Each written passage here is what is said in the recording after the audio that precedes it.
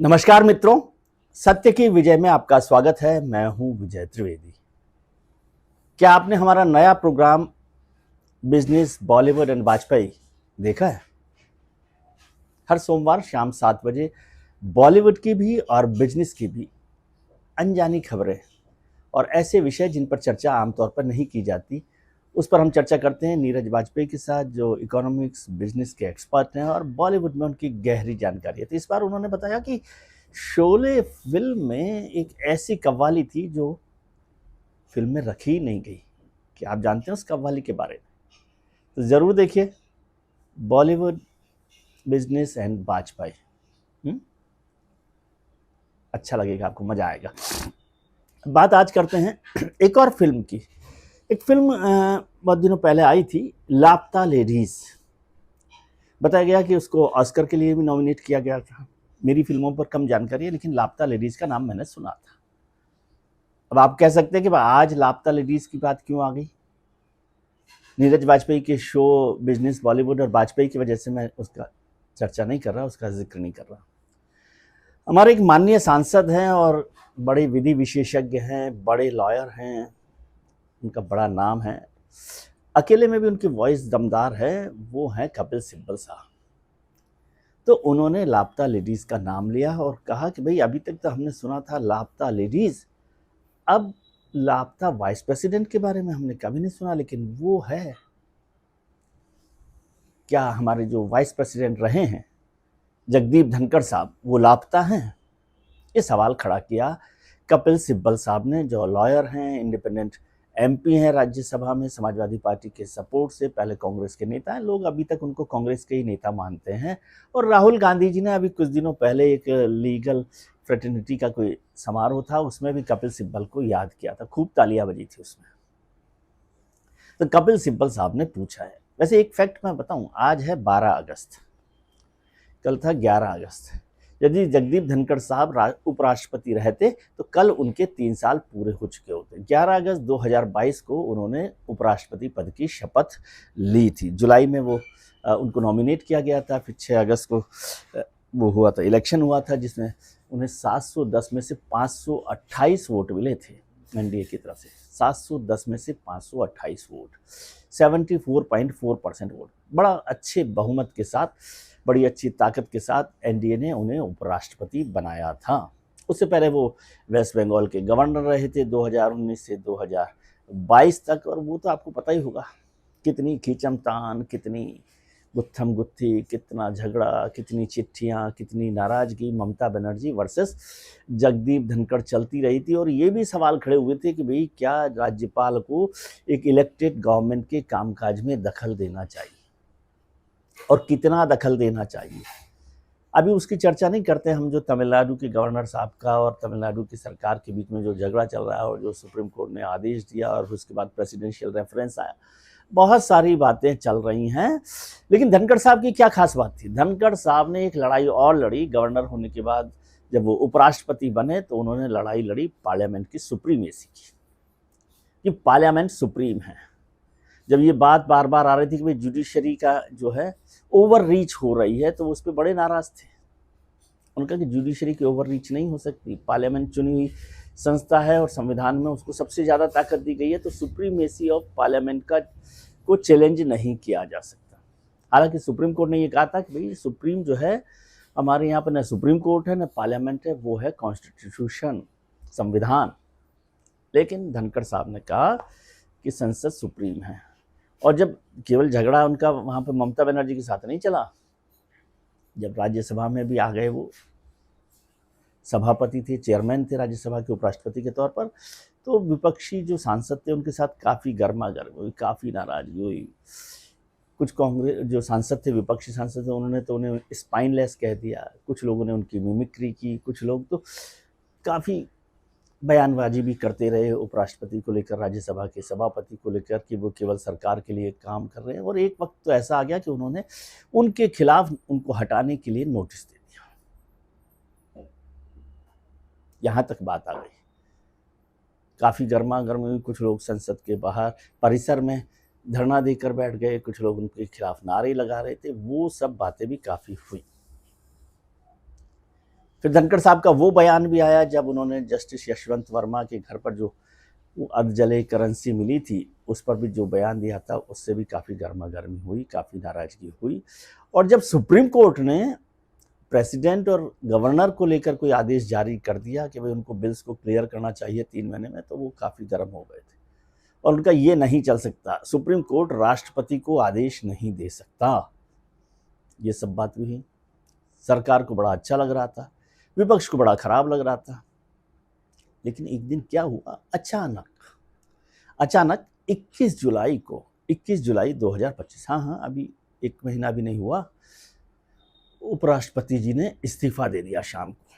और वो भी अनशेड्यूल्ड मीटिंग राष्ट्रपति जी के साथ रखी और रात को जाकर उन्होंने इस्तीफा दे दिया। और इस्तीफा का मंजूर होता उससे पहले उन्होंने अपने सोशल मीडिया पर डाल दिया और लिखा कि हेल्थ रीजन से उन्होंने उपराष्ट्रपति पद से इस्तीफा दिया। हंगामा हो गया।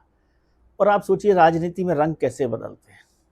जिस सरकार ने उनको सबसे ज़्यादा बहुमत के साथ उपराष्ट्रपति बनाया था, जो उनके लिए ढाल की तरह खड़ी थी, वो सरकार के लिए ढाल के लिए खड़े थे और एक बड़ी तारीफ कशीदे काढ़े जा रहे थे, बांधे जा रहे थे, पुल बांधे जा रहे थे। वो सरकार एक दिन अचानक नाराज हो गई और उनको इस्तीफा देना पड़ा या इस्तीफा दिलवाया गया, जो भी है वो इस बहस को छोड़ दीजिए। लेकिन साहब वो हुआ और जो लोग उनके खिलाफ नारे लगा रहे थे आज वो चिंतित हैं, आज उन्हें परेशानी है। अब कपिल सिब्बल साहब का मैंने जिक्र कर दिया। उन्होंने कहा कि जब से 21 जुलाई से उन्होंने इस्तीफा दिया उसके बाद से वो सार्वजनिक मंच पर नहीं आए या कोई उन्होंने बयान नहीं दिया धनखड़ साहब ने, और किसी को नहीं पता है कि वो कहाँ पर है। और जिन हेल्थ रीजन्स की वजह से उन्होंने इस्तीफा दिया था, तो सरकार की तरफ से, राज्यसभा की तरफ से, लोकसभा की तरफ से और विपक्ष की तरफ से भी कोई उनसे मिलने नहीं गया, कोई उनसे हालचाल पूछने नहीं गया कि भाई साहब आपकी तबीयत कैसे है, कैसा स्वास्थ्य है, कैसा स्वास्थ्य नहीं है। उसके बाद र्यूमर्स भी बहुत तरह की चलती रही, क्यों इस्तीफा दिया, क्या वजह रही, क्या वजह नहीं रही, कौन से कारण रहे, क्या धनखड़ साहब बोलेंगे, सरकार बोलेगी। दोनों के बीच एक चुप्पी का बांध बना हुआ है। अब हर कोई इंतजार कर रहा है, विपक्ष को इंतजार है कि धनखड़ साहब बोले। इसलिए कपिल सिब्बल साहब ने बात की। कपिल सिब्बल साहब तो अकेले सांसद है। शिवसेना यूबीटी जो उद्धव ठाकरे की शिवसेना है, उनके सांसद हैं संजय राउत साहब। संजय राउत साहब ने होम मिनिस्टर को चिट्ठी लिख दी और उन्होंने पूछा कि भाई धनखड़ साहब कहाँ हैं, उनकी चिंता हो रही है, उनका स्वास्थ्य कैसा है, उनकी सुरक्षा का मसला है, उनके गायब होने की बात है, क्या सब है। इस पर सरकार को अपनी राय रखनी चाहिए, जानकारी देनी चाहिए क्या हो रहा है।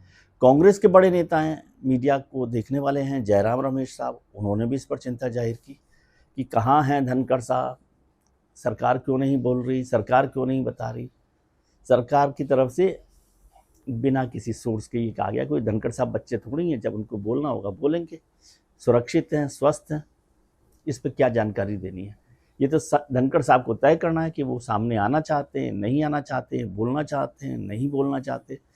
इसमें कोई उन पर दबाव नहीं डाल सकता। ये सारी बातें लगातार वहाँ पर हो रही है। अब उन्होंने भी कह दिया, संजय राउत साहब ने भी कह दिया, जयराम रमेश ने भी कह दिया, कपिल सिब्बल ने भी कह दिया।